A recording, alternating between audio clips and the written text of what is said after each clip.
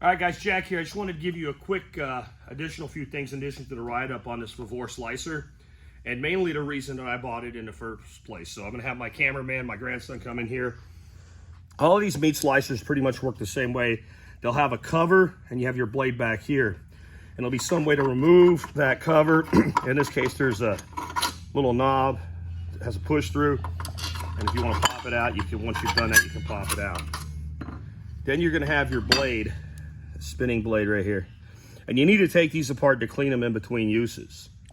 And the issue with that is once you take, and they'll all have some sort of screws or bolts, in this case they're Allens, that you'll need to take out to take that blade out. Now you've got a 360-degree razor sharp thing with no real good way to hold it, and you're trying to hold it kind of like this, or you're using like a cut resistant glove or something, and that's cumbersome when you're trying to put it back on.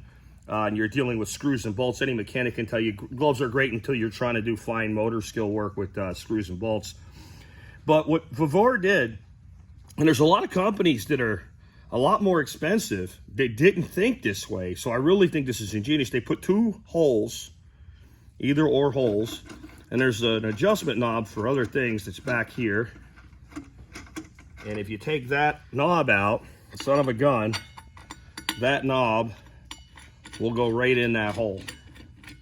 And what that means is when you go ahead and you take out your nuts, you'll be able to actually hold on to something. I'm sure you could come up with a bolt and have two, but I think you really don't need it. It'd be kind of overkill. The other nice thing is if you slide your articulating arm over, when you're either taking them on or putting them off, it forms a stop for you against the articulating arm so that you can actually turn the bolts without trying to stop it, or you can just hold on to it. So it works really great for that. And again, this just pops right back in the hole. I'll do that later because I want to show you the other thing. In my write-up, I said that one of the things that kind of like, hey, come on, Vevor, get some quality control. This was shipped dull. We put a piece of wire around on it, made it into a thing called Basturma.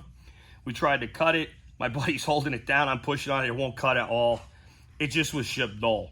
The thing is, you're going to have to sharpen one of these, you know, here and there anyway, and have an integrated built-in sharpener. I just wanted to I'm not going to do it because it's noisy and obnoxious. I just want to show you how there's an adjustment knob in the back. You loosen that knob, you turn this gizmo around like this. You put it down, you turn it on, you run it for about 30 seconds, and you tighten this back up when you do it. You don't want it loose. And there's basically two stones in there, two dry stones. And these little buttons here, you push, you hold it, it makes an obnoxious noise for about 30 seconds, then it ends up razor sharp. The unit comes with extra stones, and you can buy more extra stones if you want to. If you wear them out, flip it back around, tighten it back up, put our adjustment knob back in this little hole back here so we don't lose it, because I don't really even know what it adjusts. I think it's there mainly to do what I just showed you. And then you would put your blade back on. This says a square, so you can't do it wrong. Find your hole, drop it in. It's actually really simple to break down and clean. I will tell you, the instructions are crap. They're not just chingless, they're brief, and they're not very thorough, and they're not very good. But honestly, if you can't figure out how one of these works, you probably shouldn't be playing with something this dangerous.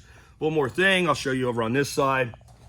Here's your adjustment knob that sets your thickness. If you come over here and look through the shield bray, all it does is it moves this back and forward.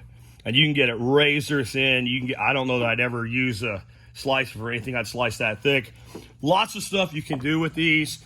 You go down to Costco, you find pre-sliced deli ham, $14 to $20 a pound.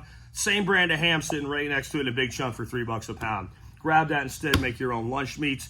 You could take steaks, you know, a big chunk of beef, par freeze it, cook, slice it raw, make your own pepper steaks. If you're into curing meats, this is great bacon nirvana right here. These Vevors are about $100 to $300 less than all their competitors, and none of the competitors have that little cool feature that I showed you with the wheel. I don't want to cut myself. I don't want to go to the ER with my fingers all diced up, and I don't want to wear a big cumbersome glove when I'm trying to, you know, work with bolts and nuts. So anyway, I highly recommend this. Put off getting one for a long time. I'm glad I chose this one. Works great. Turns out Nicole Sauce has the exact same one. Anyway, if you want to read the full write-up, check the video notes below, and you can read the full write-up on it.